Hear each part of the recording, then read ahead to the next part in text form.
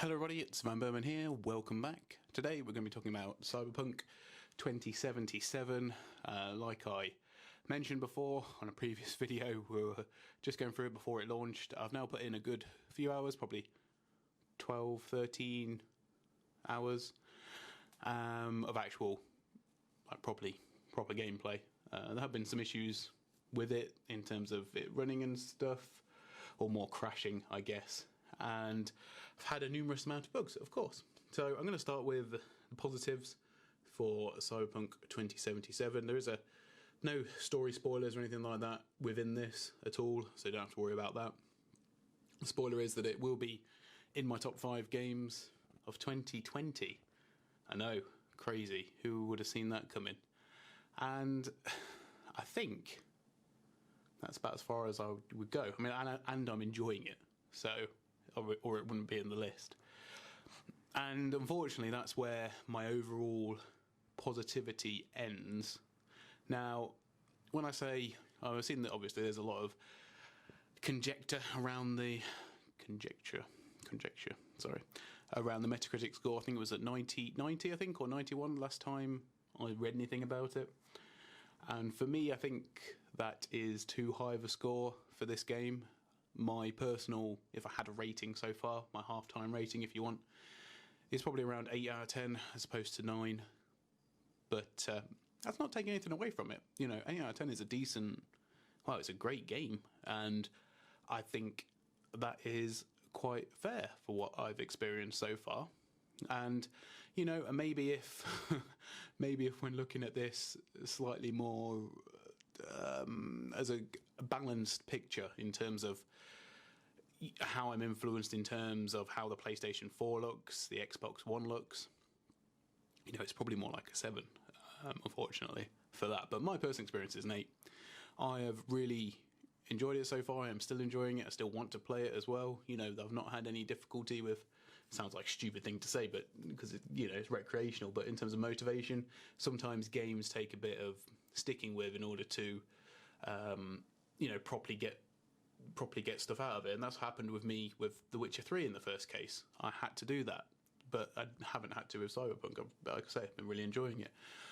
My biggest criticism, I don't know if I've seen this before for other games, for example on No Man's Sky, and the famous sort of quote that I remember from that, which is true, and I have enjoyed that much better coming back to it when it's been a bit more fleshed out. But the thing about Cyberpunk is it is like No Man's Sky in the fact that it is as wide as an ocean, but 2 inches deep, and a lot of stuff feels really superficial, I guess.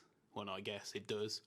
And reading the summary of the reviews before I actually even got to play the game, there was that similar argument was made, and I thought that's a bit stupid. I was like, well, that's a bit harsh, to say, because they were specifically talking about the noodle shop, which is fairly near or around the corner from V's apartment. And the fact that that looks really cool, and it looks like it is should be something interactable, but you go up to the guy, you press talk, and you can't even buy anything from him. So whereas there are like food vendors around that you can go and buy from, but there's only a finite number of them for the amount of food places that are open, which it is right. It is a lot of window dressing, which if you're going to have a full-on city, that is going to happen. I mean, same thing happens in Grand Theft Auto. And I think there is a lot of comparisons to be made between Cyberpunk and Grand Theft Auto, should you want to. But in many ways, even though I don't particularly like Grand Theft Auto does do a lot of it better. Now, admittedly, it's been doing that type of game for a very long time, and they should have it down. And with how successful, obviously, that has been, then you can't expect anything else. Cyberpunk, or CD Projekt Red, in terms of like their open world games, is like the first time it's fit into this. So this isn't like a full review, by the way. I mean, I would go into each bit individually, but I won't. I just want to talk about it overall and where I feel like it falls down at the minute. So that's sort of like the main thing for me. A lot of it feels superfluous, and I would maybe quite like the world to feel more impactful. Don't get me wrong, it's not got that like haziness, lightness, fragility that you get in MMOs. It's nothing like that at all. You know, it is very much, feels like a very much first person game, and not trying to say, you know, that it is anything like that at all. So I just want to make that point clear. You know, it does do that well. So then we move on to, well, the performance. So I pretty much have what would be the best case scenario for running CyberPunk, and I have had very little issues in terms of its performance. Okay, so yeah, brilliant. That's me. I'm very fortunate enough to have the system I have to play it on. Now, when we think about it in context, this game was developed to release on the base PlayStation 4 and the base Xbox One.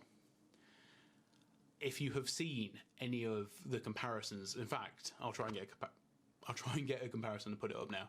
But if you've seen any of them, it is stark, the difference between the two. And I'm not sure what the PC settings were of the one that I saw, but it compared the base PlayStation 1 to the PC version. My goodness, like, this Cyberpunk is not even the most attractive game on PlayStation, let alone, well, I don't know, it looks more like a high-end PlayStation 3 game, if I'm being totally honest. But the thing is, there's been this many delays. It's been designed for the base PlayStation 4, the base Xbox One X, and for all intents and purposes, it runs like mud. You know, I've heard anecdotes of even, you know, sub 15 FPS on consoles. Obviously, don't know if that's true. I don't have a console to try it out on to test it myself, but I imagine that the stuff I'm hearing is, I've heard enough of it that it's either been reverberated in an echo chamber by so many people that it is just a falsehood, or there are a decent subsect of people that are experiencing these issues. Now, I would be inclined to give CD Projekt Red the benefit of the doubt. You know, first case, I don't normally believe people who come forward with this sort of stuff, which I know is a bit harsh, but I get it. You know, I do. The thing that really shows me where the issues lie and proves that these are the issues, that they are true, is the fact that CD Projekt Red has offered help with refunds, not discounts, refunds on the product, even physical copies. There's a bit in their press statement that says if you are struggling to get a refund on your physical copy from the store you bought it from, we've got a separate helpline prepared and ready for the next week to help you get a refund. And their sort of line was saying, we need more time to work. Basically, we need more time to work on it. We've got patches come in. We're going to resolve the issues. And that's great. It is, and it has to happen, and it will happen. And I think that's what I said, and that's what I tried to say in the first video. Now, this follow-up one is always going to be difficult because, believe it or not, I actually quite like being wrong because I'm usually quite cynical. And it's difficult to come to this video after having been proven beyond correct, unfortunately, because it almost makes me feel as though I'm going to come across as though I'm rubbing people's faces in it who, have been really into Cyberpunk, and the fact that it hasn't been this, game of the decade, which some people were pretty much even calling it for. You've got like chairs, statues, t-shirts, mugs. What else have I seen? I can't remember now. I saw some other stuff as well. But the point is, you've got this merch. Oh, yeah, of course, graphics cards. I mean, you've got is it the 2080 that is you can get the Cyberpunk edition, and you can't run it maxed out. Nowhere near. In fact, I'd probably play it on high if I'm being honest, or try and obviously leverage DLSS, which is really good, by the way. It actually works really well for Cyberpunk. That is a big positive for that technology. But the point is, you've branded and marketed this thing to death, hyped it up as high as you can, as high as possible, and people have, because people are big fans of CD Projekt Red. People really like The Witcher, of course. And why wouldn't they? It's a great game. And, you know, they like the fact that one of the things that I've come across is people really liking the fact that they're like a smaller company. But the thing is, they don't act like a smaller company. They act exactly like your EAs, Ubisofts, Activisions, just on a smaller scale. And unfortunately, that now comes across in the product of the games as well. So I like the fact that it is something different. You know, it's not a Call of Duty like every year. It's not an Assassin's Creed every 2 or 3 years, or what was every year. You know, it's a new IP, and not an IP they've created, but it's a new IP that they're running with in video games, and that's great, and that's good to see. But it does not excuse what they've released and the fact that they've taken all of these delays. You know, we literally have a base Xbox One CyberPunk edition. Can you imagine being one of those people who owns one of them, playing CyberPunk on launch, and it looks how we've seen, and it plays how we've seen? Because hopefully I've put up some clips of some of the glitches and bugs and stuff I found. You know, there's everything from T-poses, which, by the way, I can't... That's the one... You know how, like, bugs and glitches sometimes are okay, and sometimes funny, and the thing that really gets me the most is when you've got models T-posing. At that point, you turn me off, unfortunately. And it is something I've experienced, and I was absolutely devastated. You know, I don't mind if my character's headgear is glitching out while he's on while he's in a car, or his head pops out of the top of the car or whatever. You know, that's fine. But the T-posing thing is a proper sign of, you know, those like really, unfortunately, janky Unreal one person made Unreal Engine or Unity games. Not that people don't put effort into them at all, that's not what I'm saying, but generally the really sort of low end opportunistic ones, they're the sort of issues that you get. And that was one of the real big disappointments. I can withstand and be happy with most glitches and bugs and stuff, but yeah, and I'm sure, I've not looked on YouTube, but I'm sure that it's absolutely rife with issues. And that's aside from just general performance. Even on PC with a 5900X and a 3080, you know, so... And I know hindsight's 20/20, and I know it's easy to be Mr. Know-it-all after the fact, but for me, them being in the knowledge that they were in, or the position they're in, because obviously they took longer because they wanted to work on this is the stupid thing, because they wanted to work on the base PlayStation 4, Xbox One, that base generation. And why? You know, because you've crossed the boundaries between the two generations now, quite clearly. And we not even spoke about this generation, the PlayStation 5 and the new Xbox, because even they're not doing great. Let's not beat around the bush. There's some real performance issues with them. And technically, I think I read somewhere, they've not even got their proper versions yet. How are you going to stand to increase the graphical fidelity when you're struggling with the base PlayStation 4 version? I don't know. There's a lot of optimization and performance improvements that need to be done, and CD Projekt Red will have known that before they put it out. And I think that any professional reviewer that has released it on a base console, I don't imagine many of them have, and you've given it more than 85 out of 100, more than 80 out of 100, more than 70 out of 100, you need to have a real deep look at yourself, because reviewers should be giving their opinion, not what they think the game will be. I think the game will be great for everyone else, but I had loads of issues. Well, we want to know we want to know the experience that you had, because that's the point of a review, and that, I think, is why people don't come to me for that sort of stuff. But that's why people come to smaller reviewers, because you're not constrained by that, you know, press release early status where you feel inclined to give a good review or give a review in line with everybody else's. And I think if we had a few more, I don't want to say people have been disingenuous.